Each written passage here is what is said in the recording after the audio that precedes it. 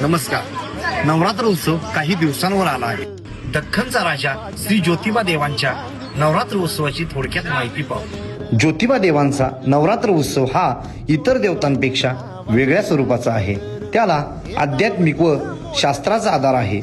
प्रत्येक दिवशी सोहन कमळ पाकळीतील महापूजा असतात. त्याला प्रत्येक पाकळीसाठी मोठे महत्व आहे. 3 पाकळ्या श्री ज्योतिबा देवांचा त्रिदेवात्मक अवतार दर्शवतात, तर उरलेल्या 2 पाकळ्या म्हणजे मनातील 2 भाव सगुण आणि निर्गुण यांचे प्रतीक आहे. श्री ज्योतिबा देवांसाठी श्री कमळ भैरव नवरात्र उत्सवात पूजेसाठी काशीहून सुवर्ण कमळ आणून देत, अशी आख्यायिका आहे. याच्या आधारे कपड्याच्या रंगीत कमळ पाकळ्या करून या महापूजा पुजारी बांधतात. नवरात्र काळात नाथांचा जागर हा 7व्या दिवशी असतो, तर या दिवशी मंदिर रात्रभर दर्शनासाठी खुले राहते.